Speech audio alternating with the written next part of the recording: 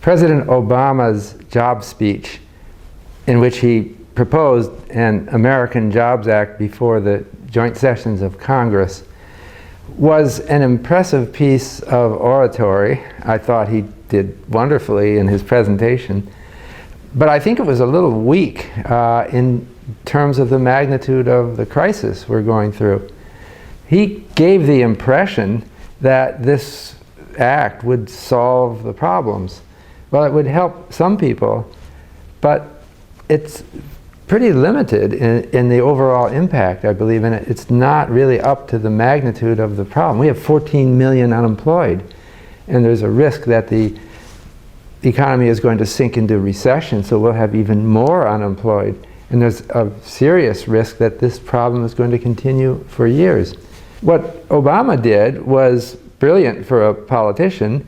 He talked about some tax cuts, which is a gift to the people who are listening, and some expenditure programs.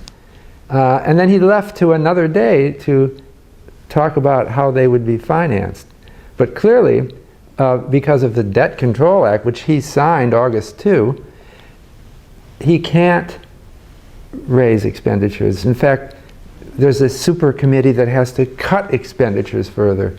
So the net effect is still going to be to reduce stimulus.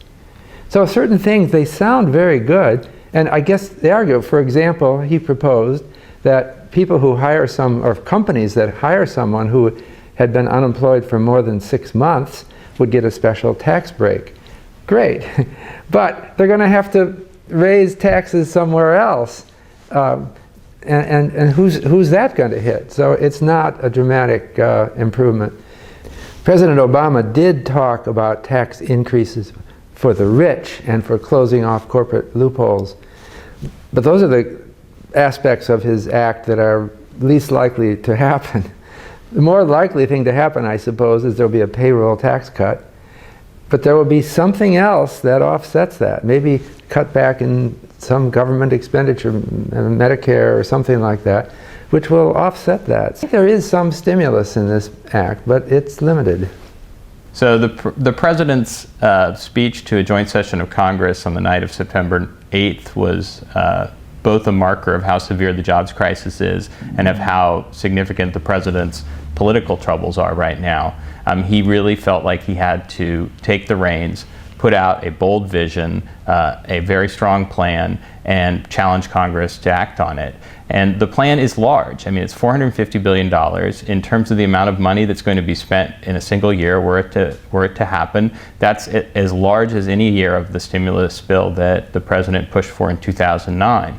But given the reaction to that bill now, with members of Congress from the Republican Party basically saying the stimulus bill failed, we know that the president faces a very tough road in Congress. So the real challenge for him is to create both public pressure and political pressure in Congress to really get this bill passed. And so the question we should be asking isn't, is this the ideal jobs bill? I can think of lots of ways in which it could be designed better. I think it probably needs to be bigger given the scale of the jobs crisis we're facing right now. I think that the payroll tax holiday for employers is probably not going to have a big effect. I would put more into infrastructure.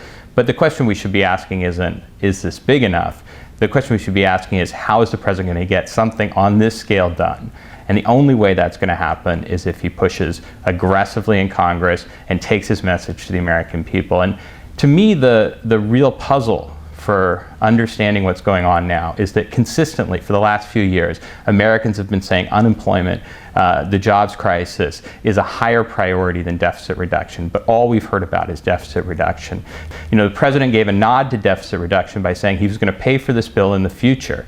And if he pays for it too quickly, we could really see ourselves, robbing Peter to pay Paul, in the sense that we could see the money pulled out of the economy when it's still very fragile. We don't just face the risk of a double dip recession, we face a probability, or at least a possibility, of serious economic malaise over a long period of time. So the president really needs to keep his eye on the ball of doing something now immediately and pushing the serious deficit reduction into the future, particularly through cutting healthcare costs. But Americans have been saying jobs is the priority. And Congress has been acting as if the deficit, which is a serious problem but a long-term problem, should come first. So at least we're now having a real discussion about jobs. And both parties are going to be pressed to offer something in the run-up to the 2012 election.